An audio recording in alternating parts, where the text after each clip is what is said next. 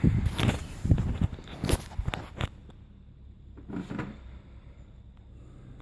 guys, today we have a 2006 Kawasaki STX 15F. What we're doing today is just removing the jet pump from the rear of the ski. Pretty much the first step is to remove the rear step, the boarding step, which generally just sits on the back of the ski here. If you were to fold it down, you would get access to the 4 bolts that hold it on. So there's 2 on each side, here and again over here. Okay, once you remove those screws, that boarding step will come off nice and easily. I've already done that just for the purpose of the video, just a little bit faster. Okay, so the next step we have is the removal of this the reverse grate here. So what we'll do is we'll first put the jet ski into reverse. Just makes access to the connection a bit easier. Okay, so that's in reverse. If we look inside here, we'll see the little connector. Okay, basically this is just spring loaded. There's a little ball there that this pops on. So if we go ahead and slide this back, like so.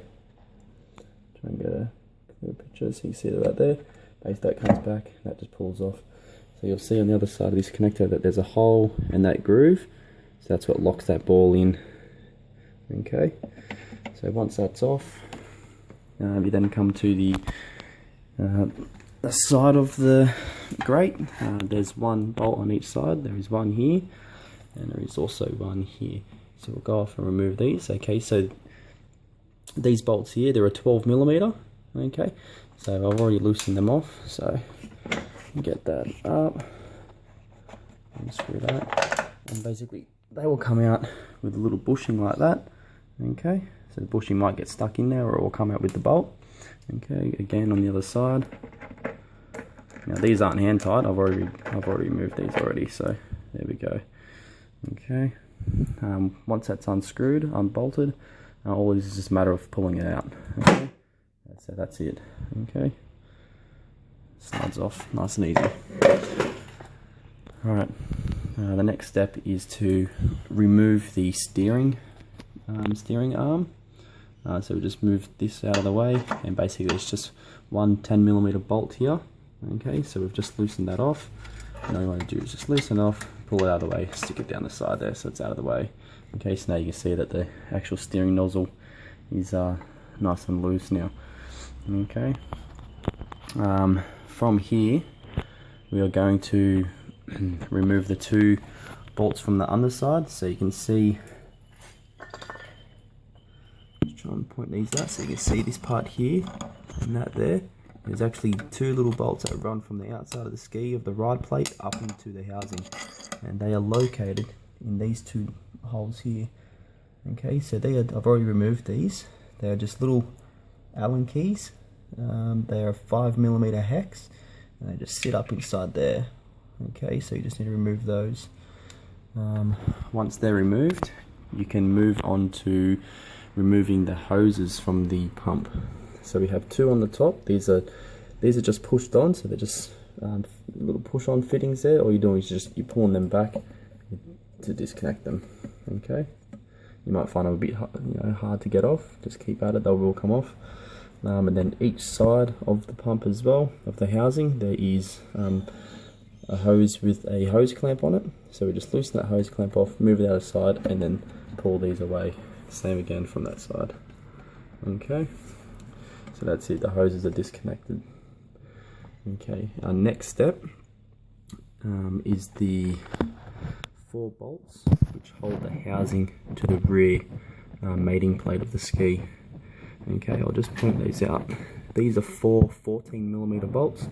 A good idea to have a nice long extension bar to put onto these bolts. Okay, as you can see, I have 2, one long one and one stumpy one.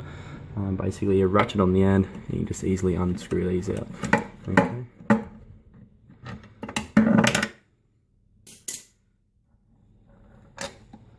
There you go, so that's a 14mm bolt. There's 4 of those.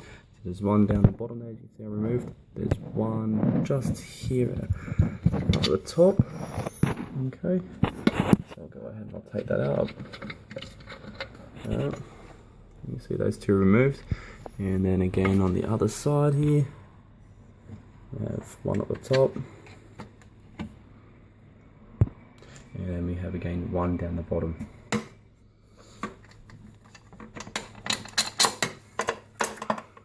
Okay, so with all those bolts removed, the linkage is removed, so you've got your steering link and you have the reverse grate link.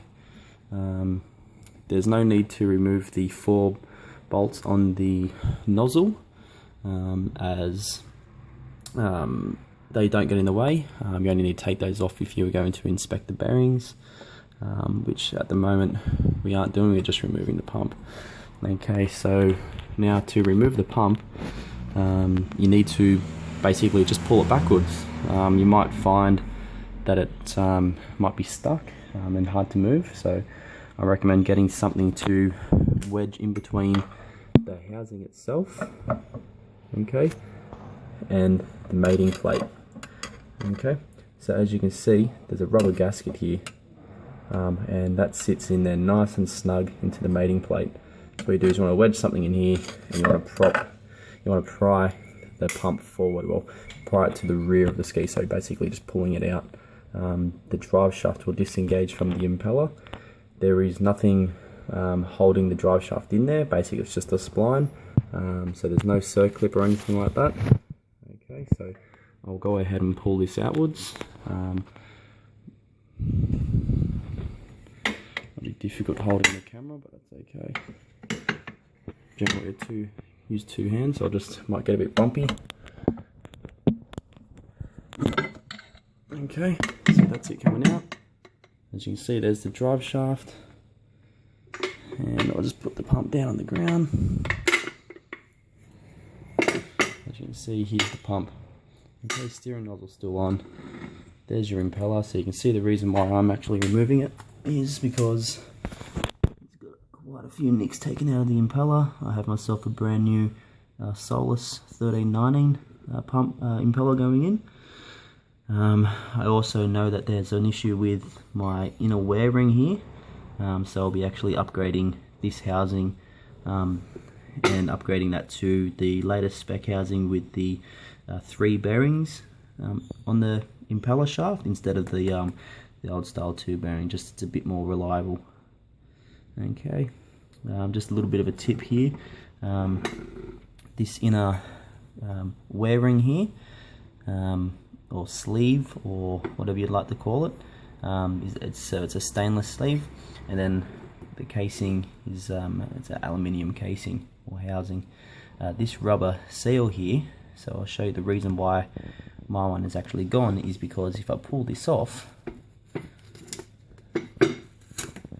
you'll see all this corrosion around here, and what happens is on the lip where the 2 metals meet, okay, the salt water and the corrosion gets in between this inner sleeve and the housing, and it will corrode inside there, which will deform the actual ring, and it will cause the impeller blade to actually grind on the inside there. See that the tolerance there? So it actually gets smaller and tighter, and it will cause a grinding, okay, which eventually it will actually cause the wheel to seize up. Okay, so what we recommend is that you actually grease this up with some nice waterproof grease on that edge there, put a bead around there, and clean your seal and stick your seal on there. Because it's such an easy job to remove the pump, we probably recommend doing that, you know, every 6 months or so, just to check it and see how it's going. Okay, and apply a bit more grease. Well, that's it. That's how you remove the jet pump from a Kawasaki STX 15F. This is a 2006 model. The only difference with the later version, I believe, is that the exhaust is on the opposite side. Okay, so all the workings are all exactly the same. Okay.